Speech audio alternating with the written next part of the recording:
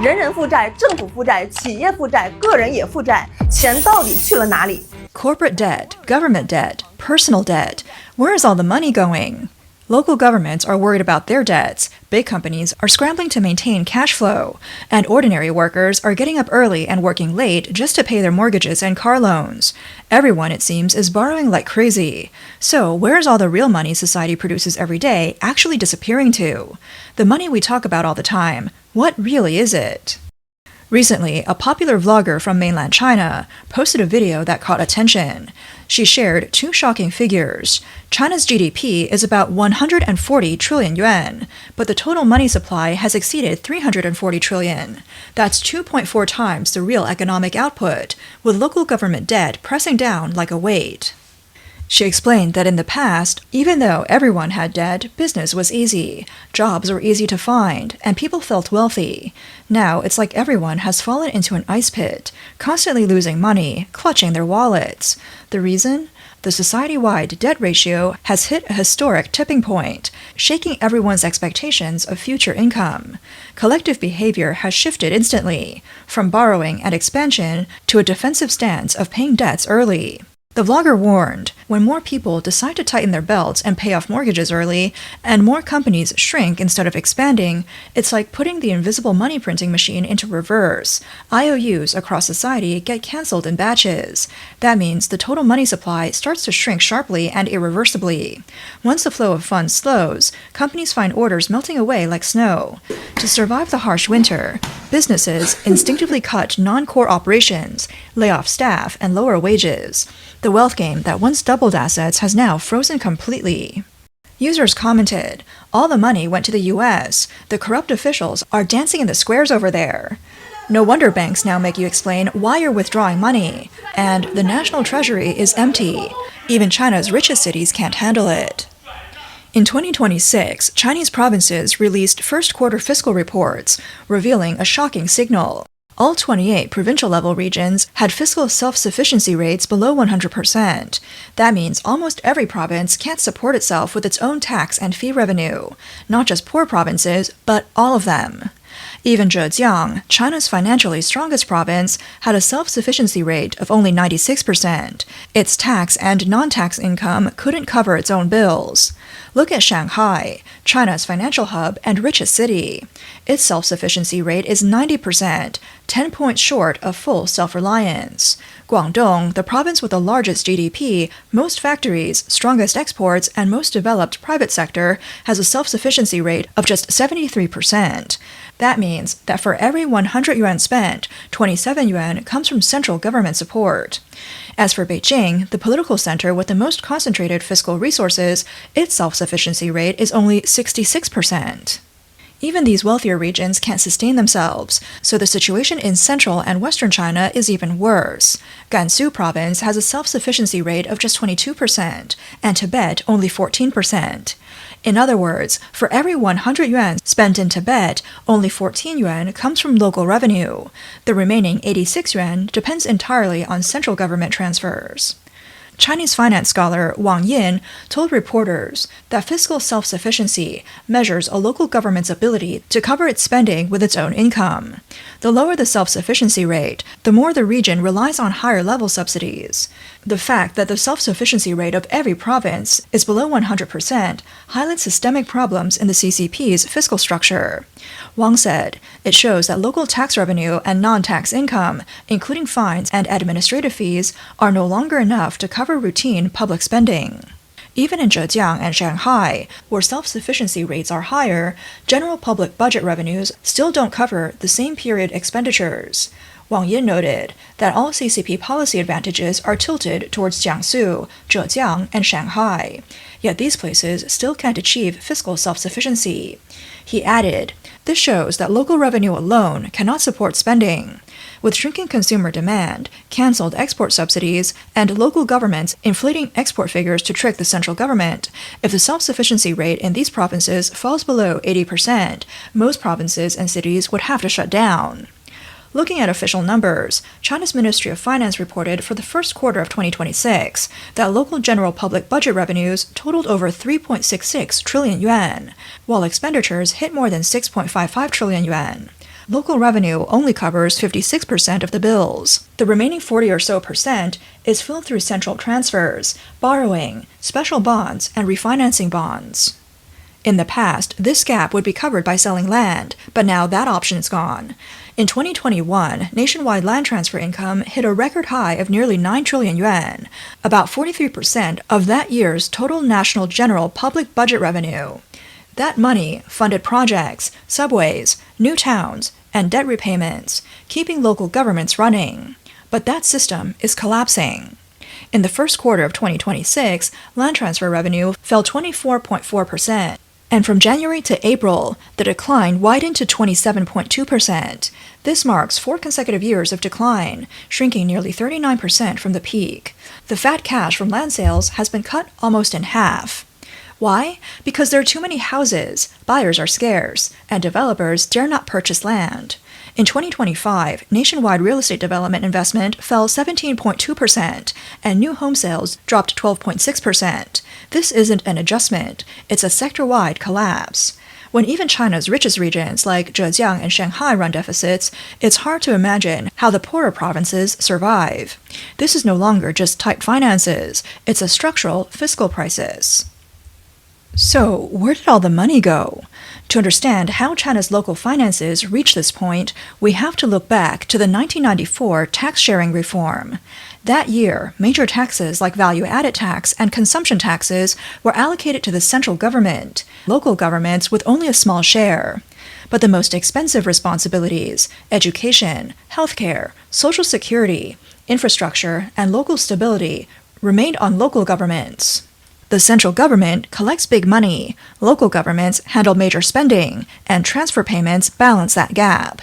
This system can work, but only if land sales keep flowing.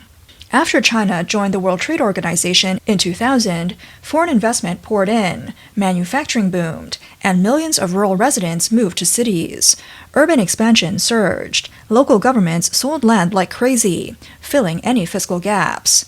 2 decades of prosperity made many officials assume this was normal. They spent lavishly on subways, new districts, projects, and borrowed to expand, betting every penny on the assumption that land prices would keep rising and homes would keep selling. Now that assumption has collapsed. Developers aren't buying land, houses aren't selling, consumer spending is shrinking, and local government finances are crumbling. What can Beijing do? The answer: keep pumping money in, but with strings attached. Beijing provides funds to local governments through transfer payments, special bonds, refinancing bonds, and large-scale hidden debt swaps. In 2026, local special bonds are expected to rise from 4.4 trillion yuan in 2025 to about 5 trillion yuan, and special national bonds from 1.8 trillion yuan to 2 trillion yuan. Overall, the new government debt in 2026 will reach 12.9 million yuan, 1 trillion yuan more than last year. To put that in perspective, China's GDP in 2026 is projected to be around 130 trillion yuan. That means just 1 year of new government debt equals nearly 10% of the country's annual output. Where does this money come from? Essentially, it is borrowed from the future, leaving the next generation to repay it. But the deeper problem isn't just money, it's control. When local governments rely on central transfers to operate, Beijing's grip grows tighter. Wages are approved by Beijing, debts are solved by Beijing, the budget is approved by Beijing. What autonomy is left? Experts warn that this could turn local finances into a planned economy model. After over 40 years of reform and opening up, the fiscal autonomy local governments fought for is being systematically squeezed. Their role is increasingly that of an executing unit. 40 years of decentralization are now rapidly reversing. When funds run short, local governments naturally reach out to citizens and businesses. In the first quarter of this year, nationwide non-tax revenue reached 1.3 trillion yuan, up 2.9% year-on-year. This non-tax revenue includes fines, administrative fees, and confiscations, essentially arbitrary fines and charges. As a result, an enforcement economy has emerged. Traffic police set up repeated checkpoints issuing fines to out-of-town trucks. Market regulators raid small shops, fining minor violations. Tax authorities audit companies' accounts from years ago to collect back taxes. The logic is simple. Official tax revenue isn't enough, so fines and fees make up the gap. A CCP insider called Wang Chong told reporters, "They're desperate now. Everywhere auditing taxes, handing out fines. It's top-down, every unit taking as much as they can." In recent months, tax authorities boosted local revenue through audits, back taxes, collections, and fines. The full numbers aren't visible, but the scale could be several hundred billion yuan. Back audits and collections work fast, and fines and non-tax revenue patch local budget holes. Once they taste the benefit, they get addicted. They plan to continue back auditing in the second half of the year. It's hard to stop. Mr. Liu, a private business owner in Shangrao, Jiangxi, told reporters, "Tax audits have become a knife hanging over private companies' heads. Now the Tax Bureau is examining the past 5 years of accounts. The economy is so weak, these audits are clearly aimed at increasing tax revenue. Many companies can't even get orders. Continuing this way is basically pushing them to the edge. If companies shut down, the government gets even less money. It's like killing the chicken to get the eggs." On April 24th, the State Taxation Administration issued guidance on invoice compliance, stressing that invoicing entities, real transactions, contract flows, fund flows, and invoice flows must all match. Tianjin's Tax Bureau in February announced its 2026 inspection plan, covering corporate taxpayers, non-corporate taxpayers, and withholding agents. On May 22nd, Chinese tax authorities publicly exposed 8 cases of private account tax evasion, some dating back to 2019 and 2020. The State Taxation Administration revealed that Qinghai Dachaidan Hexin Technology Company hid income and was fined 4.5 million yuan and required to pay back taxes. On May 7th, Beijing's Tax Bureau reported that Beijing Sibosu Control Technology Company was fined nearly 12 million yuan plus back taxes and penalties. Allegedly, they illegally claimed costs, hid income, and failed to withhold personal income tax. These cases show that tax authorities are pursuing companies through private account payments, hidden income, cost claims, invoicing, and withholding taxes. So what can companies do? Some pay up, some go bankrupt, and some move assets overseas. Asset outflows further shrink the tax base, worsening local finances. This creates a vicious cycle. Privately, people say local governments have shifted from developmental to fee-collecting governments. When it comes to China's fiscal data, there's another unavoidable question. Can these numbers be trusted? Officially, the first quarter of 2026 growth revenue was 2.4%, which looks okay. But 2025 saw land transfer income decline for 4 consecutive years, and the actual growth of broad fiscal spending was nearly half of the official projections. What the government reports and reality are 2 different numbers. This has long become routine. Observers say the real situation may be even worse. In fact, local governments have long manipulated numbers. For land sales, some count land purchased by urban investment companies as transfer revenue to make figures look good. But the money is borrowed, and interest is guaranteed by local finances. It's the left hand paying the right hand. For exports, some localities allow companies to over-report shipments or route them through Hong Kong and Southeast Asia to create fake volumes. Local GDP totals have long exceeded national totals. This has persisted for over 20 years, and even officials admit it. The problem is, when falsification becomes systemic, the central government can't see the real situation locally. They think the transfers are enough, but funds are intercepted along the way. They assume local governments can cope, but many are already hollow shells. This is no longer a question of individual morality. It's a structural failure of the entire system. So what's the solution? Honestly, right now, there isn't one. Beijing's strategy is simple. Borrow more, issue more debt, and push the problems into the future. In 2026, new government debt is expected to rise by 1 trillion yuan compared to last year, and it keeps growing year after year with no sign of stopping. But borrowing comes with a condition. The money must generate returns to pay off the debt. None of China's 4 economic engines are running at full speed. Consumption is weak. People have money but won't spend.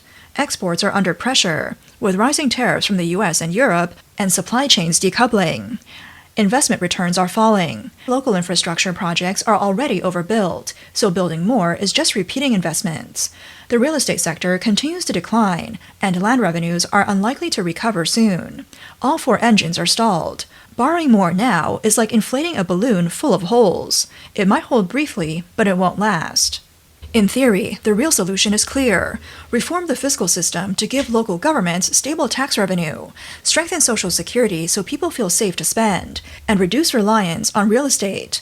But each step threatens entrenched interests and requires strong political will.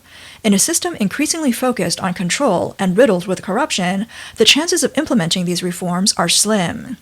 In 2026, China stands at a delicate historical point. Almost every province runs deficits, land revenues have collapsed, local governments rely more on central transfers, the middle class is moving assets abroad, and data credibility is increasingly questionable. Put together, these fragments don't paint a picture of a strong start. They outline a nation moving irreversibly toward a fiscal crisis. Beijing sees the numbers, but all it can do is keep borrowing and filling the gaps, while state media continues to push the narrative that the situation is improving. The last line of defense is public confidence. Beijing assumes that as long as people believe the economy will recover, housing prices will rise. As long as jobs remain, the system can keep running. But reality has shown otherwise. People have already sent money to Singapore, secured overseas residency for their children, or moved factories to Vietnam. If ordinary citizens' instincts are slow to react, the bizarre behavior of bank staff and the constant chatter on social media make it clear. History is shifting, and the great change has already begun.